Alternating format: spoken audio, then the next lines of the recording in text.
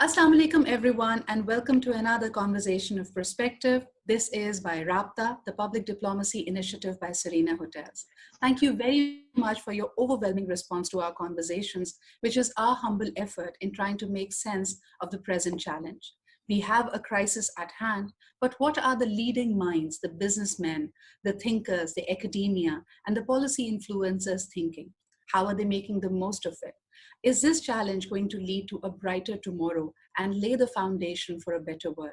That is the question at hand. And today we have a wonderful speaker amongst us. He's a political economist of international repute. He's done his PhD from the University of Cambridge and has also taught at the Oxford University, at the Johns Hopkins University, and the Columbia University. Recently, he's taken charge as the executive director of Pakistan's foremost and the oldest business school, the IBA. We have with us Dr. Akbar Zaidi. Assalamu alaikum, Dr. Saab. Assalamu alaikum, Sidra. Thank you for having me on this.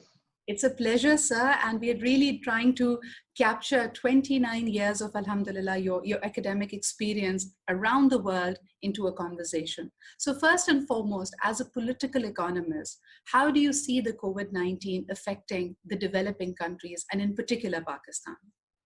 There's no question about it that it's completely ravaged human life, social life, the economy, social and political relations, completely, globally. This has been a trend that we see in every country, from the US to Germany, China, Japan, and developing countries like Pakistan. I think, there's no option. There was no option but to go for a lockdown at a time when there was sort of fear that the virus would completely ravage developing countries. But I think I'll come to your point, but I think one of the most fascinating aspects of this global crisis of the virus itself has been the fact that it's attacked populations very differently. I think epidemiologists and others are going to look at that and they're going to study that. But it's been very surprising that the largest number of deaths have been in the US, in New York, New Jersey, and then in places like Italy, Spain, and England, and Britain now, and not in developing countries. So it's been very surprising. I mean, I think originally the fear was that countries like India, Pakistan, Indonesia, they'd be completely destroyed by this virus. But that because of proximity, because of poverty, because of the fact that people are not able to take certain decisions which they have been able to in other countries, that hasn't happened. And I think that's one of the very surprising things. Two countries which are developing, or mid-level countries like South Africa and Brazil, there's been a larger spread of the disease. But other than that, this is a very surprising thing. It hasn't happened. I mean, only is not the right word, but 700 deaths in Pakistan over a 2-month period. And if you look at countries, there's some of these that I named, 30,000, 40,000, 80,000 in the US. And so it's surprising, something that I think we need to look at and try to understand why this has happened. Now, coming back to your question of how this has affected the economy, I mean, a lockdown means you can't work. Even if you're virtual, even if you and I are doing what we're doing, this doesn't generate income. For income, you need people to go out and work. You need factories to be open, shops to be open, transport, basic things we take for granted. Transport, shops, and the fact that people need to go out and work. In countries like Pakistan and India, other developing countries, the largest number of people who actually work are those who belong to the informal sector, who don't have either a fixed income, who don't have a fixed job, who don't have any access to social, economic services, for example. There's no social security. If they're unemployed, whatever that means. And if you're an informal worker, you are self-employed or you're working for somebody. So this definition of employed and unemployed is very vague. It's very fuzzy. So these people who have been sent home because of the lockdown, they are suffering. They don't have savings. So it's been a severe impact on all sectors of society, but particularly on those who are dependent on unemployed labor, and women also. I think there's something else that we've sort of not looked at carefully, and it's unfortunate. I think we need much more research on what's happened to women. Two or three things which need to be identified. One is that a lot of sort of the well-to-do have had domestic workers coming in to clean, to help out in in their houses. So though, and largely most of them are women, so they haven't been able to go because of transport, because their employers have told them to stay at home. So women have taken a hit there. The second thing is, as in most countries, schools are closed, children are at home, the husband is at home. I mean, what could be worse than that for a woman who's at home and her husband is there 24/7? I mean, it's ridiculous. That itself has serious emotional, social consequences. So, when we talk about women and the double burden and the triple burden, I think we need to look at how the impact, the economic, social, psychological impact on women has been particularly severe. A lot of women used to work from their homes, house-based workers, some small activity, but because there's no transport, there's no aspect, no raw material available. Absolutely spot on, Dr. Saab. I mean, would it be wise to assume, would it be okay to assume that this virus, the spread, the pandemic has made the vulnerable more vulnerable? I mean, if you were dependent on public transport, if you were dependent on your daily wages to run your house, then of course you've been worse hit. But if we isolate the economics of healthcare, what is it pointing you towards? I mean, when we talk about the big pharmaceutical cartels, they used to be already blamed. I mean, even before COVID-19, Obamacare, the healthcare systems in Europe as well as in America was under a lot of critique and question. Not a lot of people around the world. I mean, generally speaking, a huge part of the world population is beyond any kind of health cover.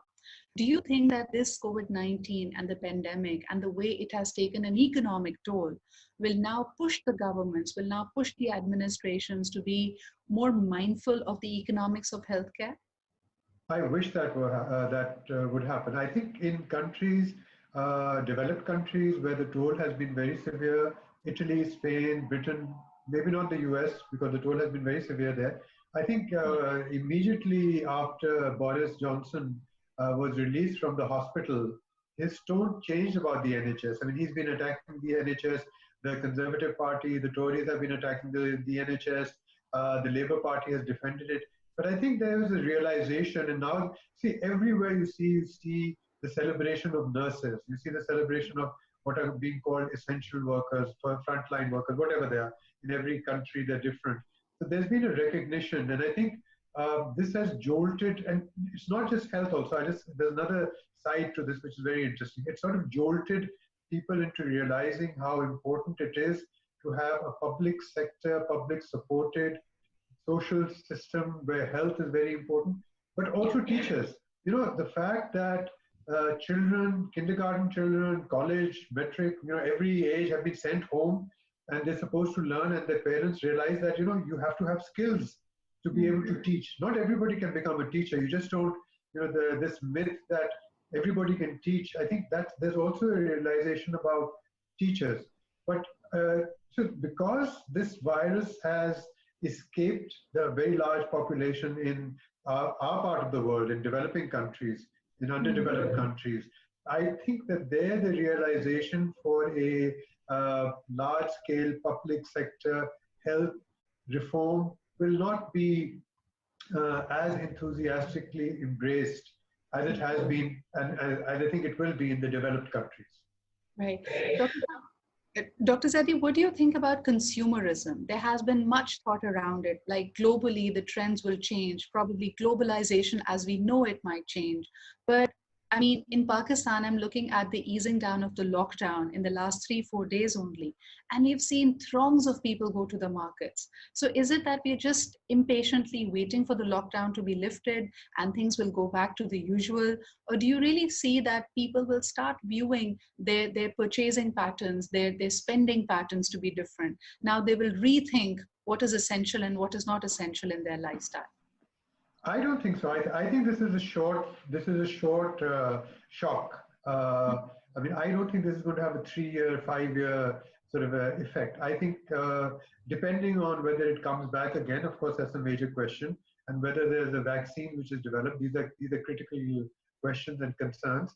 But I think that the economy, the crisis that we've had in the economy, certainly, maybe the health consequences may be longer term in terms of, as we said, expanding the public sector health provisions. But in terms of your question of consumerism, I think this is very short term. I expect people to start spending again as soon as the economic revival takes place. You see, it's also 6 weeks, 8 weeks, maybe another month, maybe another 2 months of pent up desire and demand. And it's not just, it's useless spending. I think people have also become used to global chains. They've also been used for just getting new stuff in their house, and something breaks down, you need to get it repaired, and you need to buy something new.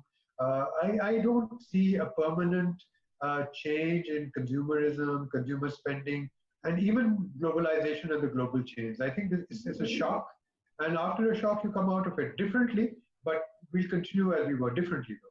Perhaps. So if you were to pick a particular industry, how about travel and tourism? The numbers tell us that 1 out of every 10 person employed in the world is related to travel and tourism. And of course, there are these island economies which totally depend on the tourists to come in.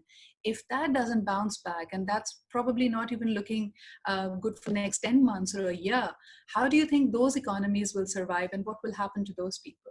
I think they were as vulnerable as the people we were speaking about a little while ago. In the informal sector, they were dependent on others spending money in their hotels, in their shops, in their restaurants, in the airplanes. There's no question about it. You're right. I think it's similar to 9/11. I think it took about a couple of years after 9/11 for people to regain confidence and start flying again. I think, again, I mean, the estimates so far are that at least for 18 months, 12 to 18 months, we can expect a very sharp downturn in travel, tourism, and other related things with the hospitality industry, as it's called. And you're right. I mean, there are not just islands. There are countries, whether it's Thailand, whether it's the Maldives, whether it's the West Indies, and even Paris and Bangkok. Even Europe, for that matter. Yes, these have the largest number of visitors every single year. And that's not going to happen. Tourism is good, and for two reasons. One is that even those who were able to travel, their income has taken a hit. Everybody's income has been reduced, or at least curtailed for the moment. So even those who are big spenders will think twice about it. Can they afford 5 holidays a year, or is it just going to be one? And things like that. So at every level, one of the things that's happened is, you're right, that the vulnerable have been hit the hardest because they have no savings, they have no security, they have no social security net. But so have the middle class, so have others as well, disproportionately. But because it's a global pandemic, and I think it all sort of has an effect on numerous sectors. Right. Dr. Zaidi, what would you say about the politics within states? I mean, another very, sharp thing that has come forward is the blame game continues. People knew that their healthcare systems were vulnerable, but just like the business of politics is, you tend to shift blame. In Pakistan, we've had the 18th Amendment. It's almost been 10 years to that. And we've always sort of heard a hue and cry about how the provincial systems and setups are not as capable. They don't have the capacity. Now that the pandemic has arrived without warning, the blame game continues. Do you see that beyond this, the coordination between the federation and the provincial setups is going to get better, or will the politics continue as usual? That's a very good question, and it's very interesting because it's not just Pakistan which has faced this crisis of trusting state or provincial government and the federal government. It's happened in the US, it's happened in Britain, for example. Just 4 days ago, Boris Johnson announced that, okay, the lockdown is over, he's opening it up. But it's very interesting that Wales, Scotland, and Ireland all said that, we don't agree with this, and we still want the lockdown. And you're right, the same thing has happened in Pakistan. And I think one of the most fantastic things that has happened because of the 18th Amendment and because of the way the different provinces have responded is that the Sindh government, for example, has gained a lot of credibility in how it's managed both the lockdown as well as the health and medical side of it. I think it's come out very, very well. And whatever misgivings and sort of allegations and whatever people had about how Sindh was run, I think it's been shown to have done much better than at least three other provinces. And Gilgit-Baltistan, I think, has also managed very well.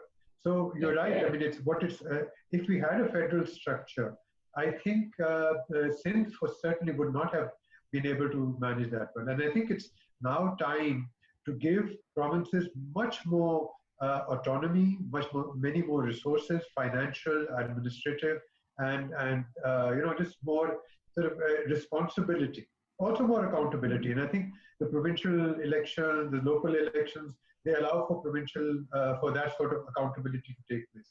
But you're right. I mean, it's also exposed this centralized versus decentralized systems, and I think decentralized systems need further strengthening in all parts of the world.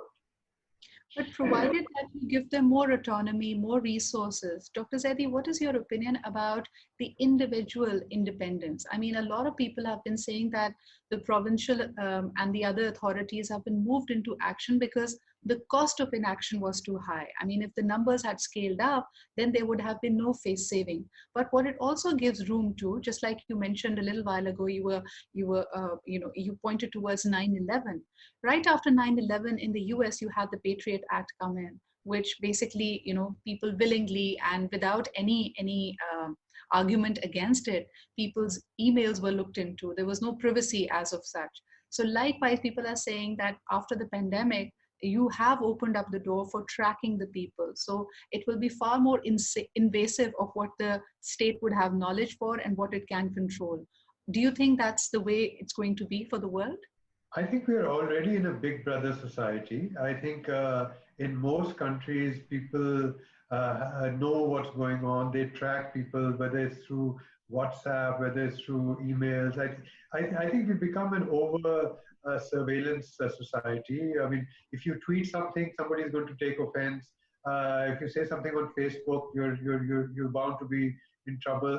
The media globally, our media, there's a lot of control and censorship. So I think we are already living in an overly surveillance society, and I don't think they can track people the way they've been managing to. I mean, just yesterday in Wuhan, where all this started in China, which has a population of 11 million, they have the Chinese government has decided to test every single person in Wuhan. 11 million people in a small area, and that's when they have the ability, they have the means, they have the control and authority to do that. And other countries, they haven't been able to do that. So I think we are already in an over surveillance society. So there is nothing private anymore. There's nothing secret anymore. I think that is exactly what Harari points to when he says this is probably going to be the surveillance consumerism. That's the way it's going to be. We'll be hyper curated. They will know everything about us. And even the thoughts that we have, our perception of the world is going to be greatly influenced in the days to come. Now, with having said that, Dr. Zaidi, what does it mean for creativity, for business and professionalism? I mean, you've taken charge as the executive director of IBA, the foremost business school in Pakistan. Are the business graduates of the coming years, days going to be very different? Do they need to have very different kind of skill sets? Will their creativity, will their problem solving, will their design thinking will be starkly different from the graduates of the yesteryears? Okay, the first thing is that the IBA is not just a business school. It's now it's like a university. We have graduates coming out in computer science, in mathematics, in history, in social sciences, in psychology, and hopefully law pretty soon. So the IBA has been a business school and a very, very good business school. And our business graduates are now in positions of authority and power and influence and things like that. I mean, as you know that a former president of Pakistan has been a graduate of the IBA, the former prime minister has been a graduate, governor of Sindh, finance minister. I mean, because it has been one of the oldest and most sort of well organized and with high academic standards. So now what we've done is now we've sort of expanded into numerous others in the social sciences, computer science, and others as well. So you're right. I mean, in general, I think it's not just business graduates, but all graduates. I mean, we find that the young students who come to the IBA, whether they're studying psychology or doing their BBA or doing accounting and finance, they are very tech savvy. I mean, they're really, really tech savvy. This Gen Z or Gen X, Y, I don't know. I've lost.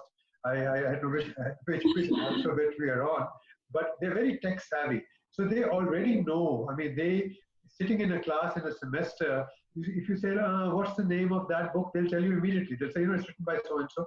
They'll Google, they have their phones, and sometimes they're looking at stuff which they shouldn't be looking at in class, but they're very tech savvy. So I think they're already well prepared. And a lot of our faculty at the IBA and other places as well is foreign trained. It's got degrees from very good universities, and we've benefited from the global experiences. Members, our teaching faculty go and do fellowships abroad, they do sabbaticals, they come back. So I think we are fairly well tuned for how the world is changing. I'll tell you a small example. This COVID-19, as soon as the government decided to close universities and teaching institutions, we went online. We've been teaching online, we've got classes online, it's live. We've supported students who come from areas where they do not have access to internet. We've given them some funding, we've given them resources. So we've tried to ensure that everybody stays included in this process of education. We know that many haven't been able to, but we've tried to accommodate them as much as possible. So that's one immediate, response to a crisis of this sort. Right. Dr. Zaidi, but just slightly digressing to a philosophical side, when you mentioned tech savvy, as an academician, as a teacher, do you necessarily see that as a positive? I mean, there's been a long debate about how this generation now questions what needs to be committed to memory. Because long gone are the days when you needed to consult a library, open a few books, and double check the facts. Now they say anything that I need to know, I can Google it. So why learn it by heart? What's your take on that? Well, that's I think that's a fair way of dealing in the world. I mean, just look at it. It's a different world. I think we have to recognize that. We used to write by hand. Now we just type or we just speak into the phone, and that types for us, or some app can type for us. This is another very interesting thing, that because, imagine 30 years ago, 40 years ago, if we had a pandemic like this, we would not be able to know what's happening in the world. We would not be able to communicate with people. I remember when I went to university, it used to take weeks for letters to be sent, so that, my parents or others would know where I am, what I'm doing. They had no idea whether I was where. Now it's sort of, surveillance, it's online, it's instant, good and bad. So I don't think that, the criticism of technology, except that it started to dominate and run our lives, but I think we're responding to it. So libraries are closed at the moment, but people are still studying. They're still writing their theses. They're still doing their research because everything is available online. So that's something that, would not have happened. So I think technology is there to be used, and students have been able to do that. We don't need a dictionary anymore. Forget about doing research. We actually just don't even need to. We just type. No dictionaries, no thesaurus is needed. You're absolutely right in that.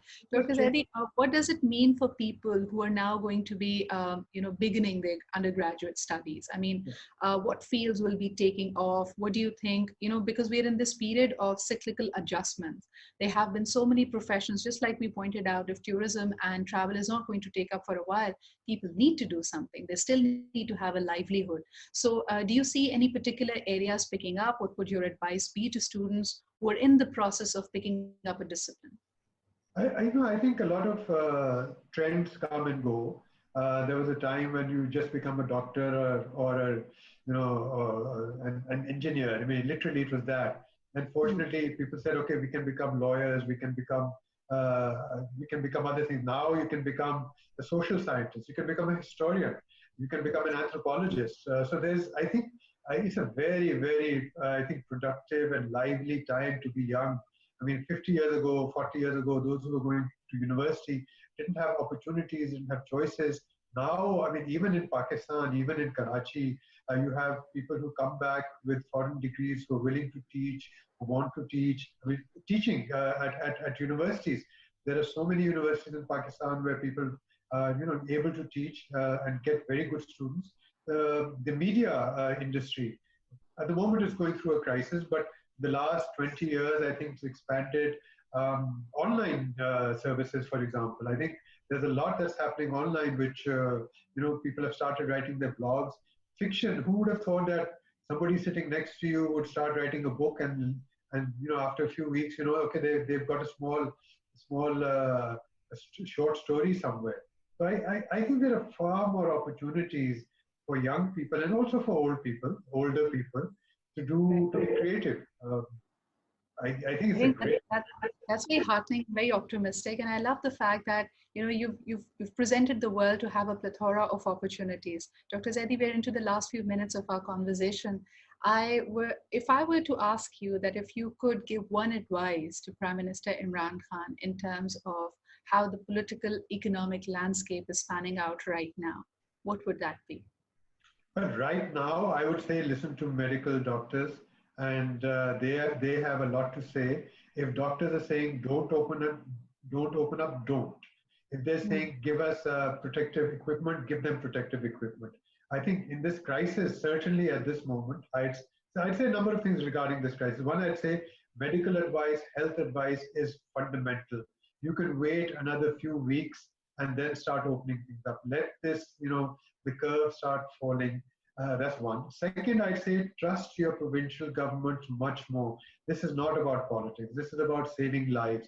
This is about giving opportunities and giving resources to people, the vulnerable that we spoke about, that they need support, they need financial support, they need uh, food to be provided at their doorstep. The government in Islamabad can't do that. It has to be the local government in Larkana, in Mirpur Khas, in Hanewal, wherever people are, in Gilgit Baltistan, do that. Then I'd say start thinking about the future, because this is going to end in 2 months. And then after that, with all the backlog of all the damage that has been done, you need a very clear economic path. And I think this is also an opportunity. This is a huge crisis. It's completely debilitating. It's a savage attack, but it's also an opportunity to rethink things that we've been doing and do them differently. So I think it's important that leadership steps up and says, okay, we recognize what's happened. Let's think about things very differently. It's time to be innovative. It's time to be creative. The anti-fragile will be the ones who are willing to work on that muscle of innovation. Thank you so much, Dr. Akbar Zaidi. It was a sheer pleasure talking to you. It was a delight to hear the insights as well as a dose of optimism. And we can't wait to have you back in Karachi. And we'll inshallah be doing more work with the IPA then. Thank you, Sidra. This is my pleasure, and I enjoyed this very much. Thank you very much. And I'm sure the viewers did as well. This was another Raabta conversation of perspective. Do send us your comments and your feedback, like it, share it, and send it to people who you think will benefit from it. Till the next conversation, take good care of yourself. Khuda Hafiz.